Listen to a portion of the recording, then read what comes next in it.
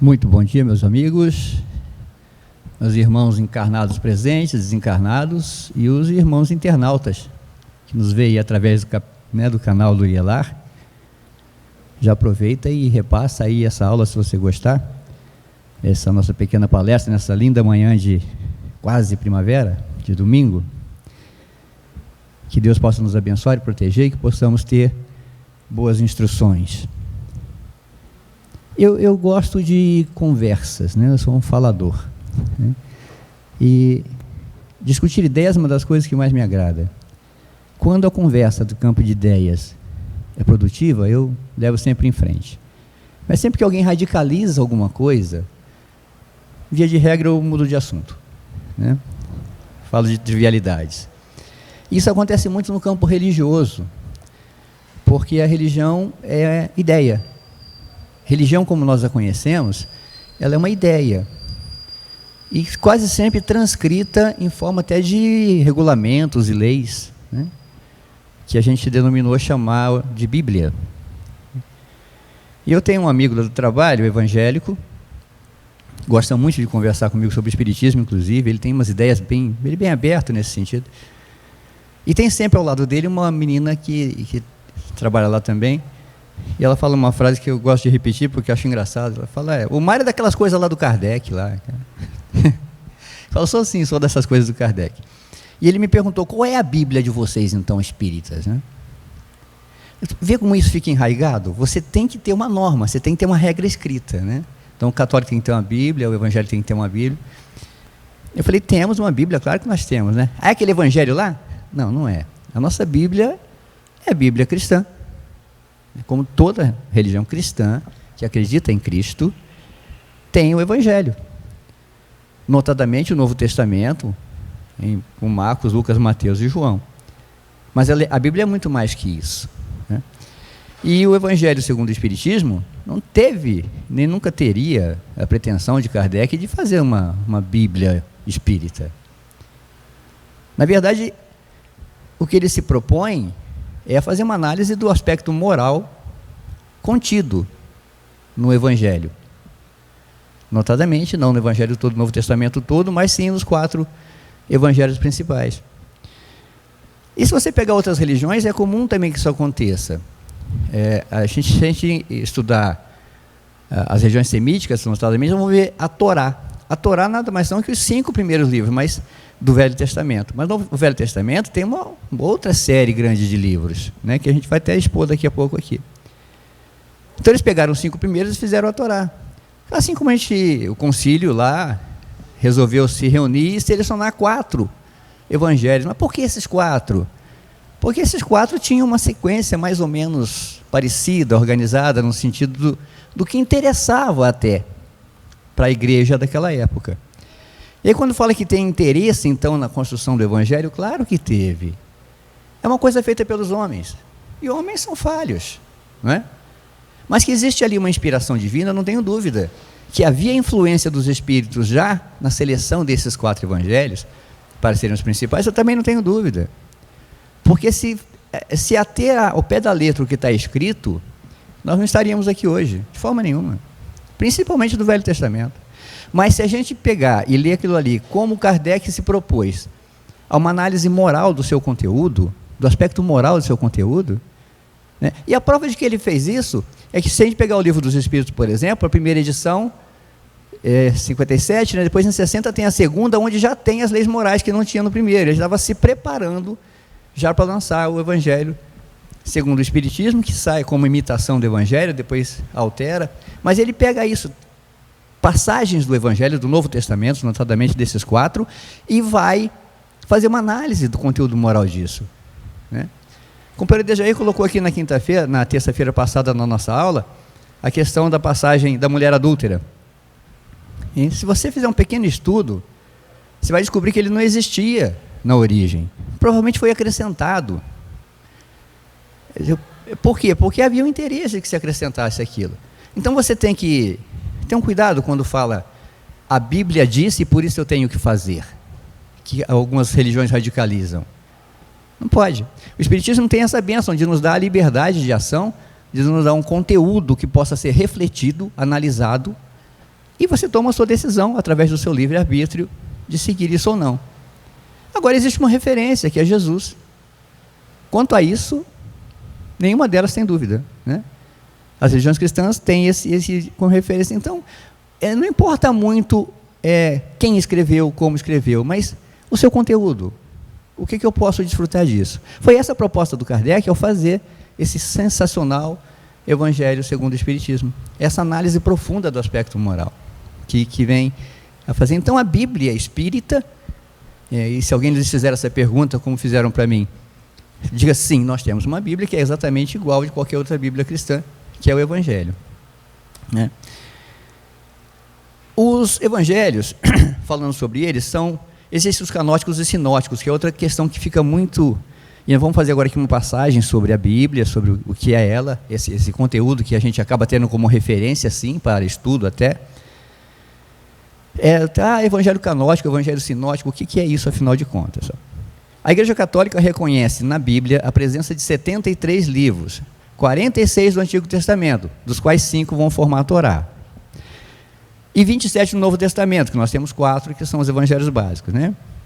E existem, só que as evangélicas têm 7 livros a menos, que eles não reconhecem, porque não foram escritos em hebraico, né? No restante, o Novo Testamento é igual em todas as religiões. O elenco desses livros inspirados é chamado, ao menos a partir do século IV, com o nome de cânon, uma palavra que nos primeiros séculos do cristianismo significava norma, regra de fé, de verdade. Mas não tem nenhuma referência às escrituras, tá? Um cânon não tinha assim, olha, isso foi dito por Moisés ou por Abraão, não, foi um termo criado pela própria igreja, porque o vocábulo cânon é descendente direto, através do grego e do latim, de uma palavra semita que significa cana, o kener. Kener, em hebraico, é cana. Por ser longa, reta e fina, a cana pode ser usada para medir, como hoje nós temos o metro. Eles não tinham uma unidade correta de medida naquela época. E a cana não é essa nossa cana de açúcar aqui não, porque lá não se produz isso. Mas era uma cana que nascia próxima a alagadiços, como a nossa taboa aqui. Ela era bem fininha, bem retinha, então servia como instrumento de medida. Depois de seca, ela ficava bem firme. Eles usavam isso.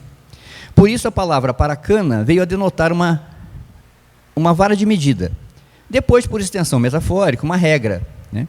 Como a gente fala, 2 pesos, 2 medidas, meça-se como você mede a si, a gente usa esse termo para também coisas que não são notadamente matemáticas, né? Com o tempo, ela serviu tanto para ser uma medida, quanto para representar padrão de alguma coisa, de uma norma de vida, por exemplo. Aqui nós vamos achar no Apocalipse, esse termo, quando foi medir o templo, né?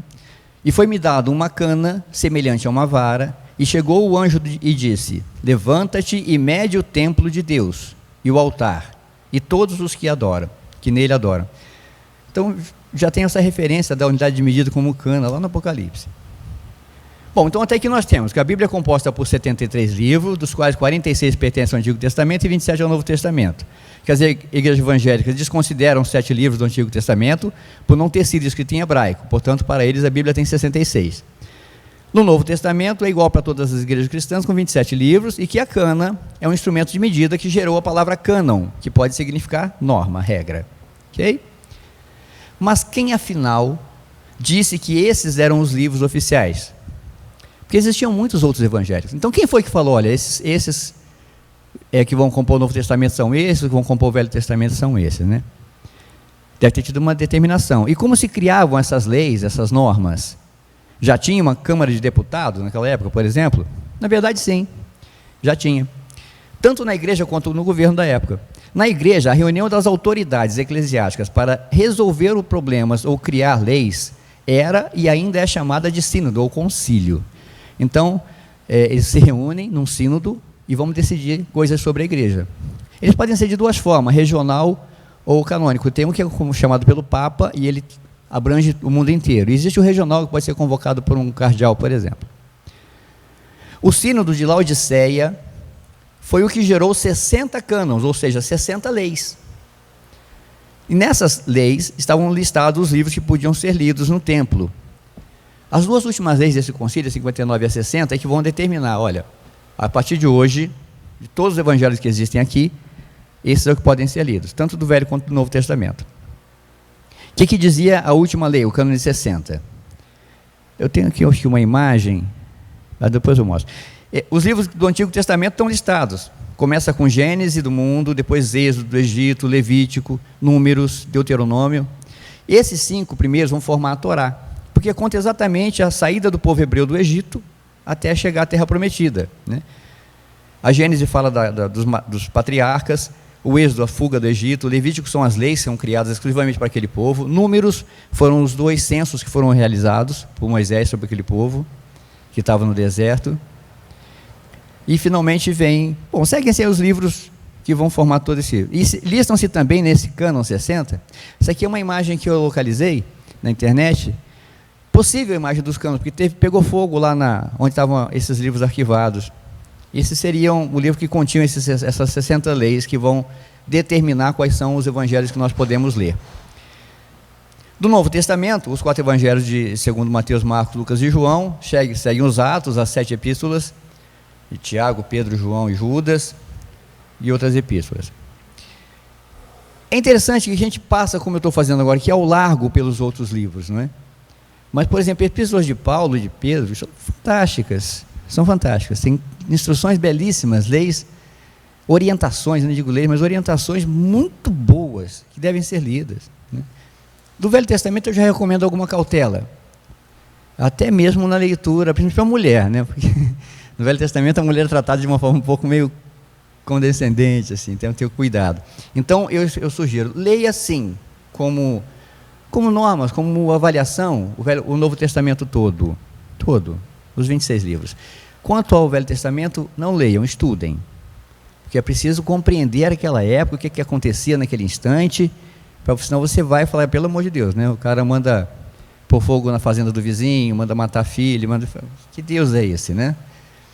Até eu brinco aqui, eu digo que se eu fosse ler só o Velho Testamento, eu não seria cristão, mas de jeito nenhum, imagina, não faz sentido. Teve um padre católico aqui que me ajudou, quando eu manifestei esse desinteresse, ele me deu alguns livros para ler, e dentro do livro que este padre católico me deu, estava o Evangelho segundo o Espiritismo. A Lei 60, então, vai listar esses livros. Olha o que fala a lei anterior, a 59. Nenhum salmo composto individualmente, nem nenhum livro não canônico, ou seja, determinado por essa lei, por esse cânon, deve ser lido na igreja, mas somente os livros canônicos do Novo e do Antigo Testamento. Então criou-se a regra, agora que vale é isso aqui, os livros são esse aqui do Velho e do Novo Testamento, acabou, a nossa lei é essa. Por isso é que as religiões de forma geral querem que a gente tenha também. Quais são os livros então, quais são a Bíblia, as normas, as regras do Espiritismo? Nós temos, o Kardec não se resume só ao Pentateuco, é uma série de obras, e obras assim que nem sequer foram publicadas em livros, como por exemplo a Revista Espírita, com coisas assim, instruções maravilhosas, né? A gente tem que ler, e que nos permite, essa bênção maravilhosa, de poder fazer o que a gente quiser com essa informação, segui-las ou não segui-las, contestá-las até, né? Agora, na medida em que você aprofunda um estudo, e existem os exegetas que fazem estudos profundos sobre os livros, eles descobrem coisas como essa passagem da mulher adúltera que não constava antes do século V e passa a constar depois. Esse cara, para a igreja, ele é expurgado. Se você pega um católico ou um evangélico radical, ele vai, né? Assim como existem espíritas radicais, né? Em alguns lugares aí, por exemplo, eu vi informações sobre isso, que você não pode falar sobre certos oradores espíritas. É absurdo, né? Então não pode radicalizar nunca. Foram escritos por homens, né? O caso é que houve muita discussão a respeito, principalmente pelo fato desse concílio ser regional e não ecumênico. Como eu falei, tinha 2 concílios. Esse que determinou essas leis era um concílio regional, não foi convocado pelo Papa, né? Chegou-se até a convocar outros concílios para confirmar a autenticidade dos cânones gerados nesse concílio. Até a data, tinha-se dúvida se era no ano 363 ou 365, mas estudos históricos determinam que foi realmente no ano 363. Isso é uma imagem que tem da reunião do concílio. A partir desse sínodo de Laodiceia, os livros da Bíblia são chamados de canônicos. Por quê? Porque foram determinados por um cânon, por uma lei, feita nesse concílio. E passam a ser os normativos da fé e da vida dos fiéis. Bom, mas por que então os sinóticos? Eu já sei agora que é canônico, porque esses livros foram feitos num cânon. O cânon é a lei da igreja, então se reuniram lá, fizeram a lei, está aqui. Então são esses os livros, já sabemos que os canônicos, por isso. O que são então sinóticos? O Evangelho de Mateus, Marcos e Lucas, por conterem uma grande quantidade de histórias em comum, na mesma sequência, e algumas vezes utilizando exatamente a mesma estrutura de palavra, levou muitos estudiosos a crer que esses evangelhos partilharam o mesmo ponto de vista e são claramente ligados entre si. Então, esses três evangelhos, exceto de João, têm uma sequência muito parecida, muito lógica, né? E são chamados de sinóticos. A palavra sinótico vem do grego, que é o sin, que significa junto, e ópsis, que é ver. Ou seja, são classificados assim por terem a parte, eles juntos, todos formam uma mesma visão, têm o mesmo jeito de ver. Por isso foram eleitos como os evangelhos. Agora vale ressaltar, eu grifei isso aqui, porque assim, todos os 4 evangélicos são anônimos. Os 4 evangelhos, Marcos, Lucas, Mateus e João, não dá para determinar. Foi Mateus que escreveu, foi Marcos que escreveu, foi Lucas, não se pode determinar isso. Não há um registro histórico que determina, não tem um documento, não tinha registrado um cartório na época lá, não tem como afirmar. A igreja reúne, nomeia esses evangelhos, põe isso no cano e determina. Mas eu insisto, isso é só para a gente ressaltar o que é a Bíblia cristã, que é a nossa referência, inclusive, além, claro, da vasta literatura espírita. Mas a tradição cristã primitiva identifica a autoria do Evangelho de Marcos, o evangelista, de quem se diz ter baseado esse trabalho sobre o testemunho de Pedro, ou seja, Marcos foi conversar direto com Pedro, pegou as informações dele diretamente com Pedro. Que fonte maravilhosa, né?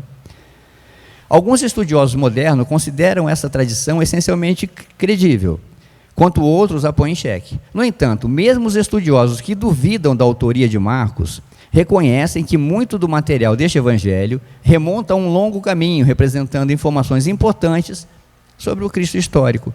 O Evangelho de Marcos traz uma coisa mais científica, bem elaborada. Tanto que os outros evangelhos vão acabar tendo o conteúdo de Marcos neles. O Evangelho de Marcos é muitas vezes considerado a fonte primária de informações sobre o ministério de Jesus. Quase todo o conteúdo do Evangelho de Marcos pode ser encontrado em Mateus e muita dele também em Lucas. Adicionalmente, Mateus e Lucas têm uma grande quantidade de material em comum que não estão em Marcos. Bom, então vamos lá. Mateus e Lucas pegaram muita coisa que tem no Evangelho de Marcos, puseram no Evangelho deles. Mas muita coisa que os dois têm não estão em Marcos. Aonde então eles conseguiram essa informação? Onde eles foram buscar essa informação? Qual seria então a fonte desse material dos outros dois? Esse gráfico é meio confuso, eu vou deixar pular ele. Para você ter uma ideia, dos 661 versículos do Evangelho de Marcos, 600 estão no de Mateus e 350 no de Lucas. Então o Evangelho de Mateus e Lucas, entre si, tem mais 240 versículos em comum, que não estão em Marcos. Bom, então se eles pegaram muita informação lá de Marcos, onde é que foi que eles pegaram esses outros 240? Mateus e Lucas inseriram outros pequenos versículos de interpretação própria. Os estudiosos concordam que Lucas e Mateus utilizaram o Evangelho de Marcos e uma outra fonte. Mas qual fonte era? Ninguém sabia, então eles deram o nome de fonte Q. Por que fonte Q? Então, olha como é que ficaria. Marcos seria uma fonte do estudo deles e o Q outra. Então, Mateus, por exemplo, aquilo que está em vermelhinho é o que eles têm de Marcos. Então, Mateus tem tudo aquilo ali de Marcos, Lucas tem tudo aquilo ali de Marcos. E os dois têm uma outra fonte que é Q. E essa parte menorzinha é o que eles têm de interpretação própria deles mesmos. Vê só como eles buscaram. Essa segunda fonte, além de Marcos, é uma fonte importante, né? Que eles foram buscar as informações sobre Jesus, porque todos esses evangelhos foram escritos muitos anos depois da morte do Cristo. O menor, mais de 30 anos depois. Eu não me lembro o que eu fiz ontem, imagina 30 anos atrás. E numa época em que a informação era ridícula até. A informação era via oral na maioria das vezes, né? Então, eles foram pesquisar, foram estudar e pegaram. Então, um pegou do Marcos, o Marcos fez um grande estudo, aí Mateus foi lá, pegou um pouco dele, Lucas também, e foram pegar de uma outra fonte. Essa fonte aqui é um mistério para os historiadores, que eles chamam de fonte Q. Exegese é um estudo que inclui uma ampla gama de disciplinas críticas, incluindo crítica textual. Os exegetas, eles pegam textos e vão se aprofundar, vão saber que aquilo vai atrás de fonte histórica até descobrir o que é aquilo, tá?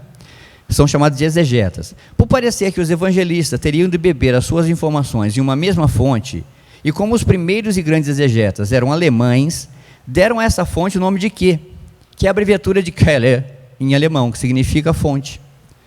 Então, a palavra Quelle, em alemão, é fonte. Aí, ele podia chamar de fonte F, se fosse no Brasil. Chamar de fonte Q, porque eles eram alemães, e pegaram a palavra alemã, Quelle, que significa fonte. Tá? Então, quando você ouviu falar, eu ouvi lá uma fonte Q, fonte Q é fonte F, como tem dia D, semana S, assim vai. Junto com a prioridade de Marcos, a fonte Q foi uma hipótese pensada em 1900, sendo a partir daí um dos fundamentos de conhecimento do Evangelho moderno. O erudito britânico Burnett William Streeter foi quem formulou uma visão ampla e muito aceita de que a fonte Q era um documento escrito, e não pela tradição oral, e era composto em grego. Porque as informações eram muito corretas. Se fosse só por tradição oral, um ia escutar uma coisa, outro ia escutar outra. E podia ter uma interpretação diferente. Mas como eles são muito parecidos, o que acontecia? É claro que era uma fonte escrita. Tem a foto desse britânicozinho aqui. Ó. Ele falou, não, tinha uma outra fonte. Tinha uma coisa escrita, que eles iam lá ler, como se fosse uma biblioteca, talvez. E era provavelmente em grego, porque era a língua que era dominada pelos dois. Né?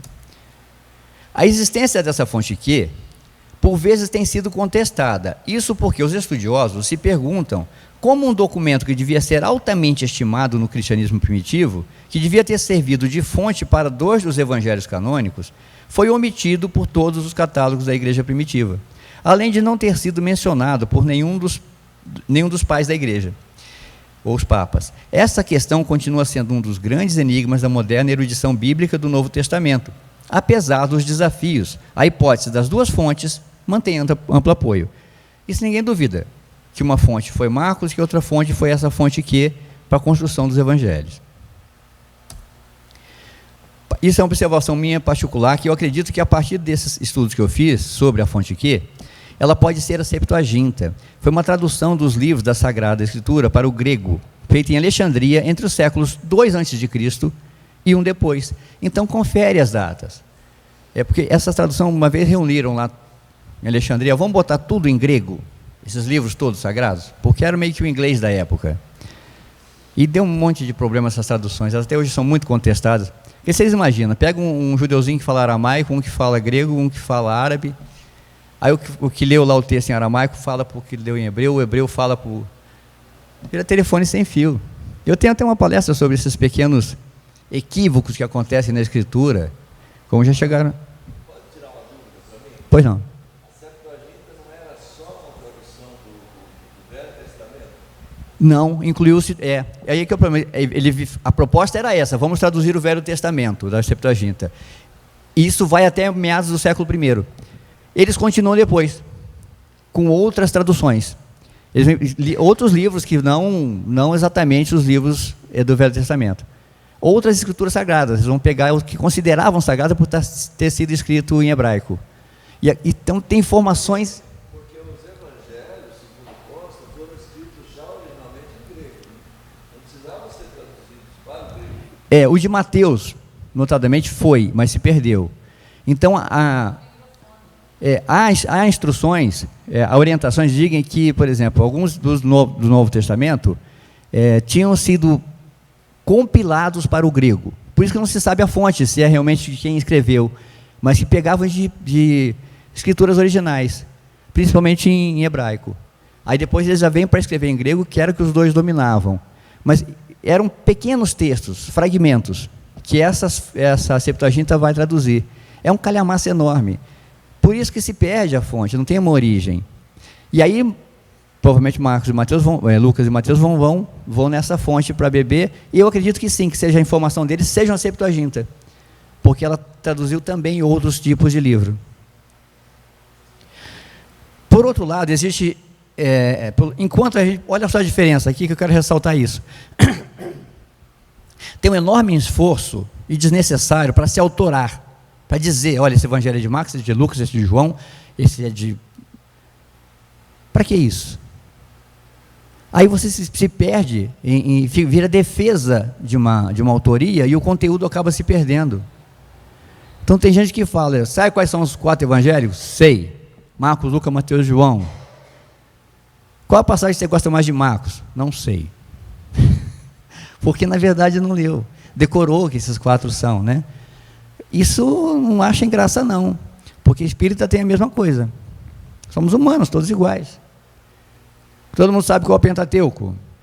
Todo mundo aqui já leu o Livro dos Espíritos, claro, né? A nossa primeira pergunta do Livro dos Espíritos: o que é Deus? Muito bem. E qual é a última? A última? Hã? Então, fica assim. Nós somos iguais, a gente faz isso, a gente acaba se espigando, né? Então, eu já Livro dos Espíritos, a primeira pergunta é o que é Deus? Eu não sei nem a segunda. Qual é a terceira? A última, então imagina. Né? Até porque tem duas últimas, né? Numa versão e na outra. Então, ler, não precisa identificar qual é a pergunta, de forma nenhuma. Mas eu lembro daquela questão que fala sobre isso, né? Eu tenho uma que eu decoro com facilidade, porque também é um número fácil de fazer. Quando eu estou em qualquer dúvida, quando eu estou me sentindo, sabe quando você está se sentindo? Sou Flamengo, pô, estou bem, estou legal. Eu vou lá e leio a questão 100. Quando você estiver se sentindo muito arrogante, pega a questão número 100, é fácil de decorar pelo número 100, né?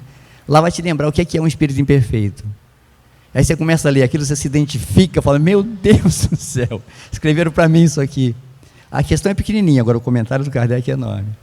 Então nós temos essa mesma coisa. Se você imaginar que a Bíblia é um instrumento que eu possa decorar para falar que eu sei qual é a Bíblia, e não pegar o seu conteúdo, como o Kardec fez para fazer o Evangelho, e pegar o seu aspecto moral, e ali ler. E o que o Kardec faz é isso, ele pega essa instrução, ele pega uma passagem bíblica, o Sermão da Montanha, por exemplo, nós estamos estudando aqui de terça-feira, quem não estiver vindo eu convido, vem que o estudo é maravilhoso. E ali tem instruções morais lindíssimas, e o Kardec as comenta, as analisa. O Kardec estava pouco se importando se o Sermão da Montanha foi, como tem dúvida, se era numa montanha ou se era num platô. Tem uma discussão enorme sobre isso. Não era montanha, era numa superfície plana, Jesus não ia ficar se equilibrando numa montanha. Se subiu ou se desceu. Se estava subindo, descendo da montanha, subindo para a montanha, ninguém sabe. Que bobagem! Eu quero saber daquele conteúdo ali, que aquilo pode me instruir, não é? Então, sobre isso, para a gente, já podemos encerrar, o que acontece? Eu separei duas mensagens de espíritos, estou só dando uma repassadinha antes de a gente ler as mensagens, de Leon Denis e outra do Emmanuel, sobre isso. Então é isso, temos sim uma Bíblia, é a Bíblia cristã. Essa Bíblia foi eleita lá em 363, por um concílio de gente que achava que era interessante, mas eu não tenho nenhuma dúvida que foi orientada também por espíritos já daquela época. Então pelo menos os 4 básicos evangélicos, o João foi o único deles que viveu com Cristo, dos evangelistas, nenhum dos outros viveu com ele. Então teve essas 2 fontes, Marcos foi o grande cara escritor, depois os outros copiaram um pouco dele, pegaram dessa outra fonte, ao meu ver, da Septuaginta, mas tem mensagens ali que são eternas. Não dá para se acreditar em leis escritas por homens, né? Na outra palestra que eu falo sobre esses erros das leis, eu apresento que leis atuais, por exemplo, são absurdas, né? Que me autorizam até matar uma outra pessoa, existe lei que me autoriza isso. Então, em defesa da minha própria vida, por exemplo, eu posso matar outra pessoa, bobagem, são leis absurdas, escritas por homens. O que há que se fazer é o que Kardec fez para elaborar o Evangelho segundo o Espiritismo. Analisar esse conteúdo. Como ele orienta muito também no Livro dos Médiuns, a analisar a mensagem que vem dos Espíritos, que pode, o conteúdo não ser exatamente, né? Mas está escrito aqui que foi pelo Espírito da Verdade. Quem disse, Berenice? Sabe, né? O Espírito ele é como nós, é um Espírito que só está desencarnado, mas ele pode estar se manifestando, e às vezes até por timidez, falar um nome qualquer lá, como existem mensagens belíssimas, que está assinada pelo nome de uma outra pessoa, o Espírito não quis botar o nome dele. Então analisa o conteúdo, isso é importante. No Evangelho, qualquer obra que você leia, é porque dá um nome, Bíblia Sagrada. Aí você já falou, se é sagrado eu não posso contestar. E foi por não contestar que São Jerônimo, que foi chamado por um Papa para fazer a tradução da Bíblia, para o latim e italiano, escreveu lá que Moisés tinha chifre. Mas por quê? Em hebraico a palavra keren é brilho e karan é chifre. Nessas retraduções lá, alguém colocou karen, chifre. Quando Moisés desceu do Monte Sinai com as tábuas da lei, ele trazia karen em seu rosto, chifre. Era keren, que significa brilho, claro que era keren. Mas aí ele deixou, ele falou, não, isso aqui é sagrado, se está chifre eu vou deixar chifre. Então, coitado de Moisés, ganhou 2 chifres do tradutor, quando ele nunca teve, né? A passagem, por exemplo, da questão do camelo no buraco da agulha. São 2 palavras parecidíssimas. Camelo tem um significado e corda muito grossa, é muito parecida as 2 palavras. É claro que Jesus se referia a essa corda grossa para passar no buraco da agulha. Não estava se referindo a camelo. É muito comum passar linha, corda, ninguém passa bicho para o buraco de agulha, né? Então essas coisas vão acontecendo, então não, se está escrito aí é sagrado. Não pode ser assim. Você pode dar uma conotação espiritualista para isso, mas a diferença entre o sagrado e o profano acaba sendo muito tênue, se você ler de forma radical. E em nome disso se mata. Em nome disso, pessoas que têm um fundamentalismo religioso mais radical, me chamam de impuro, e se eu colocar uma burca para fazer uma fantasia, uma peça de teatro, por exemplo, eu vou ser condenado à morte por ele. Então tem que ter cuidado, leia com essa atenção, com esse zelo, acreditando sim que ali tem um conteúdo muito legal. Leon Denis vai falar disso, de por que esses são os evangelhos que foram escolhidos, e Emmanuel encerra de uma forma que eu achei muito bacana. Então vamos ler a mensagem do Leon Denis. Entre os anos 60 e 80 da era cristã, aparecem os primeiros escritos evangélicos de Marcos, considerado o mais antigo. No final do século I, entre os anos 80 e 98, surge o Evangelho de Lucas, assim como o de Mateus. Este foi possivelmente escrito em hebraico, atualmente perdido. Finalmente, entre os anos 98 e 110, aparece em Éfeso o Evangelho de João. Olha as datas para vocês verem, né? Se considerar que Jesus morreu no ano 0, entre os anos 60 e 80 vai aparecer os 2 primeiros. Muito tempo depois. O Evangelho de João. Tá. Esses evangelhos, únicos reconhecidos pela Igreja Católica, grande número de outros vinham à luz, tinham muitos outros evangelhos, chamados evangelhos apócrifos. Por que razão foram esses numerosos documentos declarados apócrifos e rejeitados? Pergunta Leon Denis, e ele mesmo responde: muito provavelmente porque haviam constituído um embaraço aos que nos séculos I e II imprimiram ao cristianismo uma direção que o devia afastar cada vez mais de suas formas primitivas. Leon Denis está no capítulo 1 do Cristianismo e Espiritismo. É claro, a igreja estava tomando um rumo. Por exemplo, a presença da mulher não era muito bem vista, não era muito aceita. Daí talvez por isso a inserção da passagem da mulher adúltera. Então esses evangelhos tinham muito a ver com o que eles estavam pensando naquela época. Então por isso que foram feitos assim, nos explica aqui Leon Denis.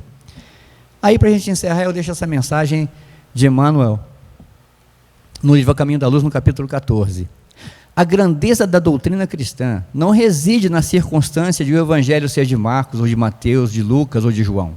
Está na beleza imortal que se irradia de suas lições divinas, atravessando as idades e atraindo os corações. Com essa mensagem, que Jesus possa nos abençoar e proteger. Muito obrigado a todos.